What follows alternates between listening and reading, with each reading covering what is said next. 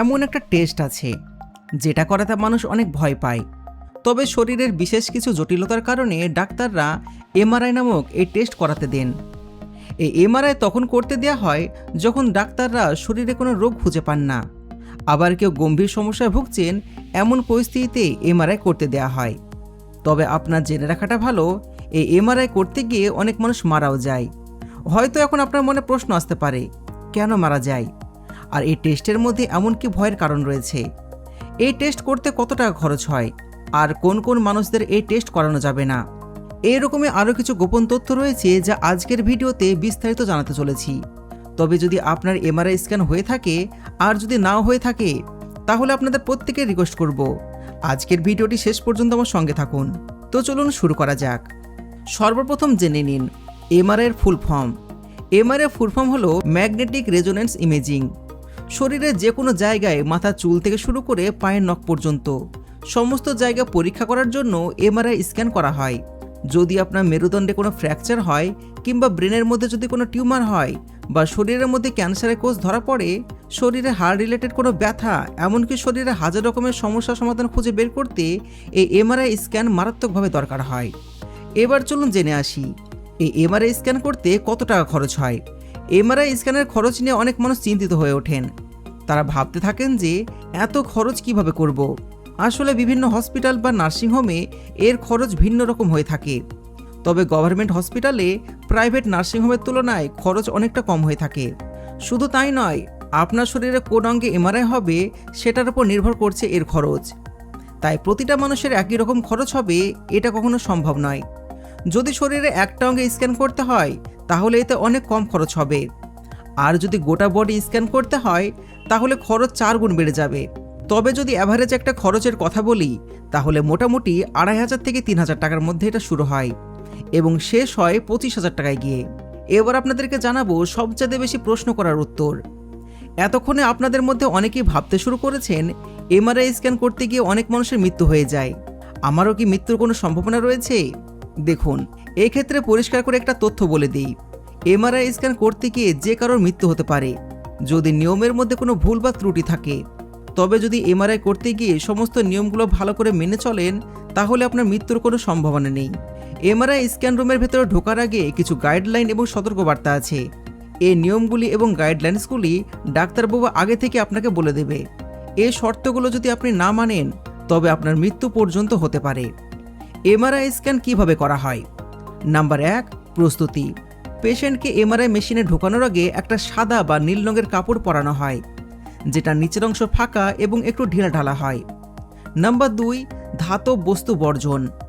MRI scan রুমে ঢোকার আগে পেশেন্টের শরীর থেকে সমস্ত রকমের মেটাল কিংবা লোহার জিনিসকে সরিয়ে ফেলা হয়, যেমন হাতের ব্রেসলেট, আংটি, গলার চেন, লোহার দাঁত ইত্যাদি। নাম্বার 3, পূর্বের সার্জারি। যে সকল পেশেন্টের আগে ফ্র্যাকচার বা অপারেশন হয়েছে এবং শরীরের ভেতরে কোনো পাত বা মেটাল লাগানো আছে, সেটাও কিন্তু এমআরআই করার আগে ডাক্তারবাবুকে বলতে হবে। যদি সেই সমস্ত তথ্য না দেয়া হয় তাহলে স্ক্যান করার সময় পেশেন্টের প্রাণ চলে যাবে গ্যারেন্টি। নাম্বার 4, মেশিনের ভেতরের অবস্থা।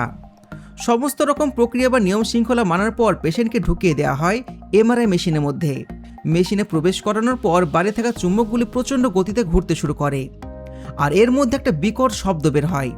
এই শব্দের পরই একটা নিখুঁত ছবি তৈরি হয়, যেটা ডাক্তারবাবুরা বাইরে থেকে কম্পিউটারে বসে দেখতে পান।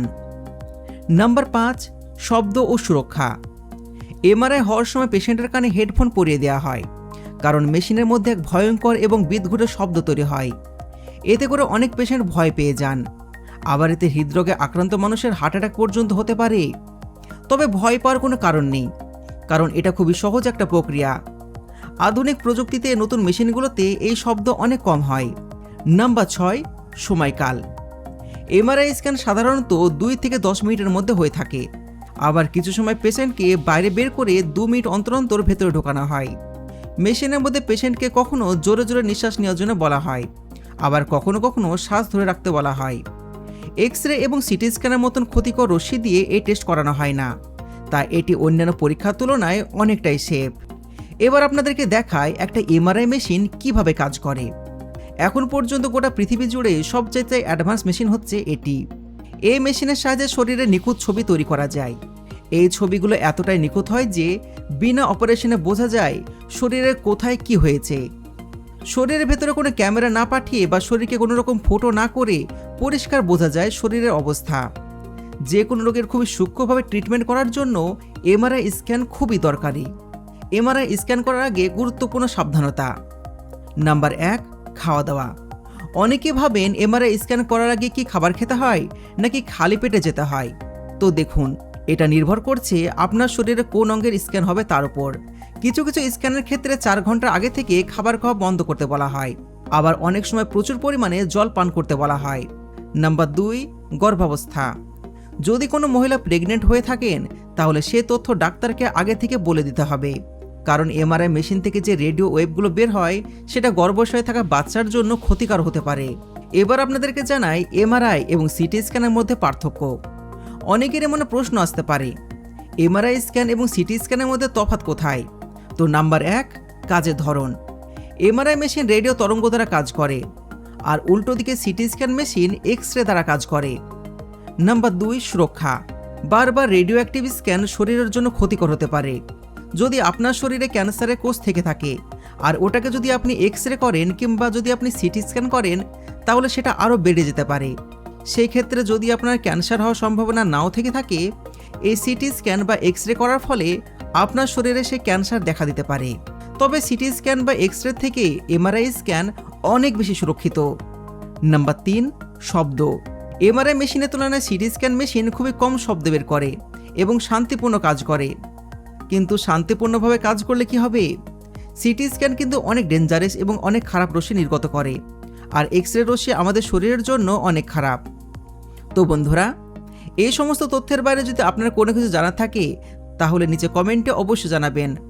আর যাতে করে সকলের হেল্প হয়ে যায় এবং সকলকে আগাম সতর্ক করা যায় তার জন্য ভিডিওটি শেয়ার করে দেবেন, ভিডিওটিতে একটা লাইক করবেন এবং সাবস্ক্রাইব করে আমাদের পাশে থাকবেন। সর্বশেষে থ্যাঙ্কস ফর ওয়াচিং।